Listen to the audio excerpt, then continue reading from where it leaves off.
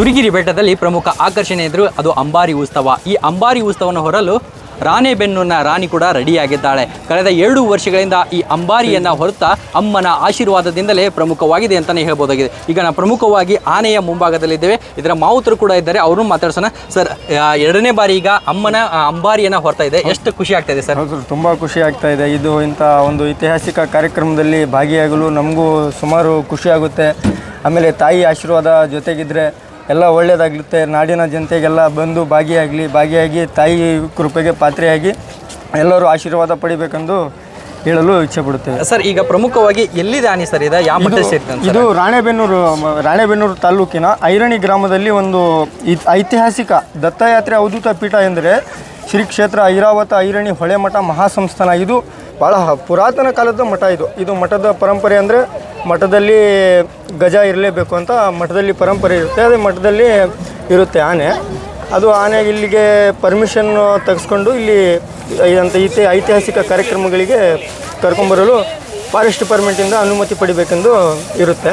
Sir, ಈಗ ಪ್ರಮುಖವಾಗಿ ಹೋದ ವರ್ಷ ಕೂಡ ಅಂಬಾರಿ ಉತ್ಸವ ಅದ್ದೂರಿಯಾಗಿ ಸಾಕ್ತು. ಈ ವರ್ಷ ಯಾವ ಥರ ಪ್ಲ್ಯಾನ್ ಮಾಡಿದ್ದೀರಾ? ಯಾವ ಥರ ಶೃಂಗಾರ ಮಾಡಬೇಕು ಅನ್ನೋದಿದೆ ಸರ್? ಅದೇ ಎಲ್ಲ ಮಾಮೂಲಿ ಇರುತ್ತಲ್ಲ, ಆನೆಗಳಿಗೆ ಮುಂದ್ಗಡೆ ಮುಕ್ಕುಪಟ್ಟಿ ಹಾಕೋದು, ಆಮೇಲೆ ಜೂಲ ಹಾಕೋದು, ಮೇಲ್ಗಡೆ ಅಂಬಾರಿ ಕೊಡೋದು, ಎಲ್ಲ ಜನಗಳಿಗೆ ನೋಡಿ ಒಂದು ಸ್ವಲ್ಪ ಖುಷಿ ಪಡಿಬೇಕೆಂದು ಆ ಥರ ಎಲ್ಲ ಪ್ಲ್ಯಾನಿಂಗ್ಗಳು ಇರುತ್ತೆ. ಅದಾದಮೇಲೆ ಆನೆಗೂ ಸಹ ತಾಲೀಮು ಕೊಟ್ಟೆ ಈ ಕಡೆ ತೊಗೊಂಬರೋದು. ಯಾಕಂದರೆ ಯಾರಿಗೂ ಏನು ತೊಂದರೆ ಇರೋಲ್ಲ, ಏನೂ ಇರೋಲ್ಲ. ಆರಾಮಾಗಿ ಉತ್ಸವ ಹೋಗಿ ಆರಾಮಾಗಿ ಬಂದು ಆನೆಗೆ ಸಾಕಷ್ಟು ಮೇವು ಕೊಟ್ಟಿರ್ತೇವೆ. ಯಾಕಂದರೆ ಅದು ಉತ್ಸವ ಮಾಡಬೇಕಲ್ಲ, ಆನೆಗೆ ಮೇವು ಎಲ್ಲ ಆರೋಗ್ಯ ಸ್ನಾನ ಮಾಡಿಸ್ತೀವಿ. ಬೆಳಗ್ಗೆ ಸ್ನಾನ ಮಾಡಿಸಿ ಅದಾದಮೇಲೆ ವಿಭೂತಿ ಮೇಲೆ ಅದಕ್ಕೆ ಅಲಂಕಾರ ಮಾಡ್ತೀವಿ. ಆನೆಗೆ ಅಲಂಕಾರ ಎದರಲ್ಲಿ ಆಗುತ್ತೆ ಅಂದರೆ ವಿಭೂತಿಯಿಂದ ಆನೆಗೆ ಅಲಂಕಾರ ಮಾಡಬೇಕು. ಸರ್, ಈಗ ಪ್ರಮುಖವಾಗಿ ಅಂಬಾರಿ ಉತ್ಸವ ಅಂದ ತಕ್ಷಣ ನೆನಪಾಗೋದೇ ನಾವು ಮೈಸೂರು ಅಂಬಾರಿ. ಅಂದರೆ ನಮ್ಮ ಉತ್ತರ ಕರ್ನಾಟಕದಲ್ಲಿ ಈ ಸುರಗಿರಿ ಬೆಟ್ಟದಲ್ಲಿ ಭುವನೇಶ್ವರಿ ದೇವಿಯ ಅಂಬಾರಿ ಉತ್ಸವ ಅಂದ ತಕ್ಷಣ ಒಂದು ನೆನಪಾಗೋದೇ ನಮ್ಮ ಭುವನೇಶ್ವರಿ ದೇವಿ.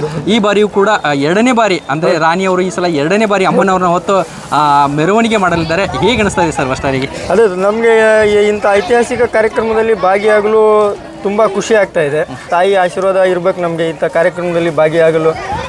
ಇದಿಷ್ಟು ಇವರ ಮಾವುತರ ಮಾತಾಗಿತ್ತು. ಒಟ್ಟಾರೆಯಾಗಿ 4:15ಕ್ಕೆ ಅಂಬಾರಿಯನ್ನು ಹೊತ್ತು ಸಾಗಲಿರುವ ರಾಣಿ ಕೂಡ ಈಗ ಸಜ್ಜಾಗ್ತಾ ಇದ್ದಾರೆ. ಒಟ್ಟಾರೆಯಾಗಿ ಈ ಅಂಬಾರಿ ಉತ್ಸವನ ಯಾರು ಕೂಡ ಮಿಸ್ ಮಾಡದೆ ಅಂಬಾರಿ ಉತ್ಸವದಲ್ಲಿ ಭಾಗಿಯಾಗಿ ಅಂತ ಹೇಳ್ತಾ ಇದೆ. ಕ್ಯಾಮ್ರಾ ಪರ್ಸನ್ ಪ್ರಜ್ವಲ್ ಜೊತೆ Avinash Koshti, run TV news, Suragiri ಬೆಟ್ಟ.